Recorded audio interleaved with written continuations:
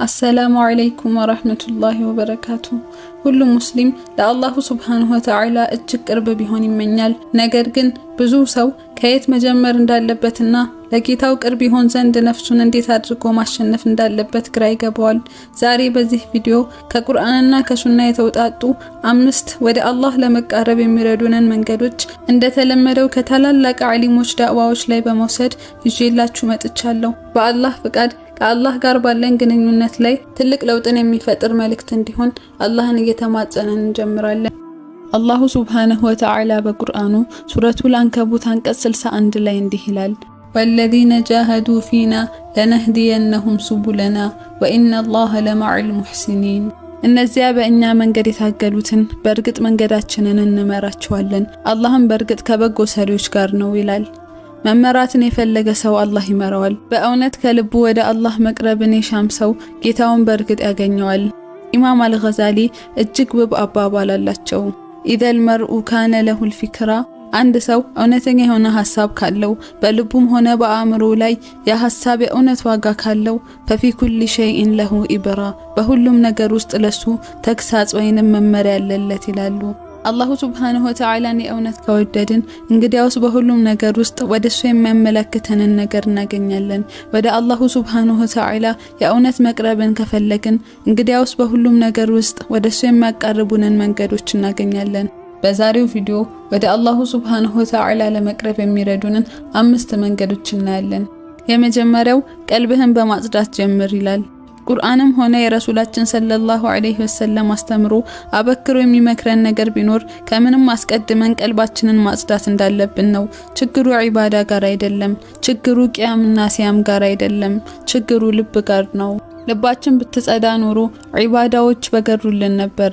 ለአላሁ ሱብሃነሁ ወተዓላ ቅርብ መሆን የሰው ልጅ ፊጥራው ነው። ጌታችን አላሁ ሱብሃነሁ ወተዓላ አደምን በፈጠረው ሰዓት የሆነውን አስታውሱ። ለመላእክት ምንድን ነበር ያላቸው? فإذا سويته ونفخت فيه من روحي فقعوا له ساجدين። ባስተካከልኩትና ከመንፈሴን በነፋሁበት ጊዜ ለእርሱ ሰጋጆች ሆናችሁ ደቁ ነበር ያላቸው። ጌታችን አላሁ ሱብሃነሁ ወተዓላ በፈጠረን ጊዜ ከእርሱ የሆነን ሩህ ነፍቶብናል። ዛሬም ድረስ በውስጣችን ያ ሩህ አለ። ለዛ ነው የሰው ልጅ በተፈጥሮ አምላኩን ፈላጊ የሆነው። ለዛም ነው ለአላሁ ሱብሃነሁ ወተዓላ ቅርብ መሆን የሰው ልጅ ፊጥራው ነው የምላችሁ። ነገር ግን እያደግንና ብዙ የኖርን በመጣን ቁጥር ልባችንን እያቆሸሽናትና እያበላሻናት መጣን። በዛም በእኛና በጌታችን መሃል ርቀትን ፈጠርን። ስለዚህም ወደ አላሁ ሱብሃነሁ ወተዓላ ቅርብ መሆን የሻሰው የመጀመሪያ ስራ ልቡን ማጽዳትና ማጽራት መሆን ይኖርበታል። እዚህ ጋር ልባችንን ከምንድነው የምናጸዳው የሚል ጥያቄ ከመጣ በመጀመሪያ ከአላህ ውጭ ሸሪክ አድርገን ያዝነው ይጠቅማል ወይም ይጎዳል ብለን የምናምነው አካል ካለ ትልቁ ስራ ያን በማስወገድ ልቦናን ለአላህ ሱብሃነሁ ወተዓላ ብቻ ማጥራት ነው። ከዛ ቀጥሎ ደግሞ ከክፋት፣ ከምቀኝነት፣ ካላስፈላጊ ቅናት ከመሳሰሉት እያጸዳነው እንመጣለን። በአላህ ይሁንብኝ ልባችን በጸዳች ቁጥር ሳናስበው ከአላሁ ሱብሃነሁ ወተዓላ ጋር ቅርበትና ትስስር ትፈጥራለች። ይህ የሞከረው ሁሉ የሚያውቀው እውነት ነው። የረሱላችንም ሰለላሁ ዐለይሂ ወሰለም ሐዲስ አስታውሱ። በአካል ውስጥ አንዲት ቁራጭ ስጋ አለች። እሷ ከተስተካከለች አካል በሙሉ ይስተካከላል፣ እርሷ ከተበላሸች አካል በሙሉ ይበላሻል። አዋጅ እሷ ልብ ናት ያሉትን። ሁለተኛ ነገሮች እንዳይከሰቱ መከላከል ተከስተው ከመፋለም የተሻለ ነው። ኢማም ኢብኑል ቀይም ረሂመሁላህ አንድ ሰው የትኛውንም ወንጀል ሲሰራ እነዚህን እርከኖች ያልፋል በማለት 6 እርከኖችን ያስቀምጣሉ። የመጀመሪያው ፈትራ ነው ይላሉ። ሐሳቡ አእምሮ ውስጥ ልፍ ይልበታል። ይህ ከሸይጣን ወይንም ከነፍስያ የሆነ ውስወሳ ሊሆን ይችላል። ثم الفكرة ከዚያም ያንን ነገር ደጋግሞ ያስበዋል። ሸይጣንም በዚህ ጊዜ ተስዊል ያደርግለታል፣ ማለትም ያንን ነገር አስቦ ያሳየዋል። ثم يأتي نية ከዛም ንያ ይመጣል። ያንንም ነገር ለማድረግ በልቡ ይወስናል። ከዚያም ያንያ ዓዚማ ይሆናል። ያንን ነገር ለመፈጸም የወሰነው ውሳኔ ላይ ቆራጥ ይሆናል። እናም ያ ዓዚማ አመል ወይንም ተግባርን ይወልዳል።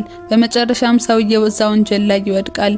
ያ ነገርም አመል ደረጃ ላይ ሆኖ በፍጥነት በተቃራኒ እርምጃ ካልተወሰደበት ዓዳ ይሆናል ይላሉ።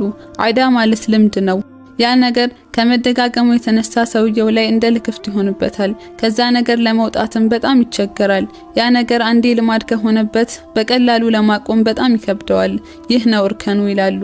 አንድ ሰው እዚህ ደረጃ ላይ ደርሶ ወንጀል የልማድ ያህል ከሆነበት ያ ወንጀል በርሱና በጌታው መሃል እንቅፋት ይሆንበታል። የዱዓውን ተቀባይነት፣ የዒባዳን ጥፍጥና እንዲሁም ወደ አላህ ያለውን ቅርበት ያበላሽበታል። ስለዚህም አንድ ወንጀል ከፈትራ ጀምሮ እስከ አዳ ድረስ እስከሚደርስና በእኛና በጌታችን መሃል እስኪያበላሽ ድረስ ጠብቀን ከዛ በኋላ ከመታገል ይልቅ መጀመሪያውኑ መንገዱን በመዝጋትና በአላህ በመታገዝ ራስን መቆጠቡ እጅጉን የተሻለ ነው። ሰዎችንና ሳናስበው እዚህ ደረጃ ላይ ከደረስን ግን ተውበትን የመሰለ ጠቃሚ ነገር የለም። ኢነላህ ዩሂቡ ተዋቢን፣ አላህ ተውበተኞችን ይወዳል። ሶስተኛ ሱና ተግባሮች ላይ መበርታት። አንድ ሰው ልክ መሞቱ ተረጋግጦ ቀብሩ ውስጥ ሲገባ የሚመኘውን ምኞት አስታውሱ። ጌታዬ ወደ ዱንያ መልሶኝ 2 ረክዓ ሰላት በሰገድኩ አንዲት ተስቢህን ወይንም አንዲትን ሐምድ ባደረኩ ነው ምኞቱ። ከዚያም አስቡ በህይወታችን ውስጥ ስንትና ስንት ጊዜ ነው ያባከነው። እነዚያን ያባከናቸውን ጊዜዎች የተወሰነውን በዚክር አሳልፈነው ቢሆን ኖሮ ጀነት ውስጥ ከእይታችን የበዙ ዛፎችን ባሳደጉልን ነበር፣ በጀነትም ውስጥ ህንጻዎችን ባስገነቡልን ነበር። ለምንድነው ከፈርድ ሶላት በኋላ ሩጠን ከመስገጃችን ላይ የምንነሳው? በቋሚነት የያዝናት 2 ረክዓ ሱና ብትኖረን ኖሮኮ ምናልባትም ሚዛናችንን ወደ ሌላ አቅጣጫ ልትወስደው ትችል ነበር። አላሁ ሱብሃነሁ ወተዓላ ሪዝቁን በከፈተልን ጊዜ ወስደን አካውንት ውስጥ ከምናግተው ይልቅ አንድ ድሃ ቤተሰብን ብናስደስትበት ኖሮ ምናልባትም ያቺ ስራ የአላህን እዝነት እና ውዴታ ታስገኝልን ይሆናል። ስለዚህም ሱና ተግባራትን አጥብቀን ልንይዝ ይገባል። ይህም ወደ አላሁ ሱብሃነሁ ወተዓላ የሚያቀርበን አንዱ መንገድ ነው። አራተኛ ቀስ በቀስ የሚመጣን ለውጥ መቀበል። ኢስላም ቀስ በቀስ በሂደት የሚመጣን ለውጥ የሚደግፍ እምነት ነው። ሁሉም ነገር በአንድ ጊዜ እንዲለወጥ መጠበቅ የለብንም። ነገር ግን ዛሬ ከትላንት የተሻለ ጥቂትም ነገር ቢሆን ሊይዝ ይገባል። ለምሳሌ ሱና ጾምን አጥብቆ መያዝ የፈለገ ሰው በአንዴ ከነብዩላህ ዳውድ ጾም መጀመር የለበትም። በሳምንት 2 ቀን ሰኞና ሐሙስ ወይንም በወር 3 ቀን አያመል ቢድን ይዞ ቢጀምርና ከዚያም በሂደት ቢያሳድገው የተሻለ ነው። ሌሊት ሶላትን ያሰበም ሰው በአንድ ቀን ተነስቶ ሙሉ ሌሊቱን ከማንጋት ይልቅ የተወሰነች ደቂቃን አጥብቆ በመያዝ ከዚያም ቀስ በቀስ ቢያሳድገው የተሻለ ነው።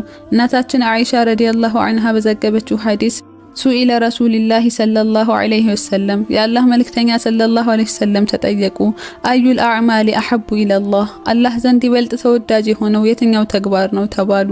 እሳቸውም አድወሙሃ ወኢንቀል በቋሚነት የሚሰራው ነው ጥቂት እንኳን ቢሆን በማለት መለሱ።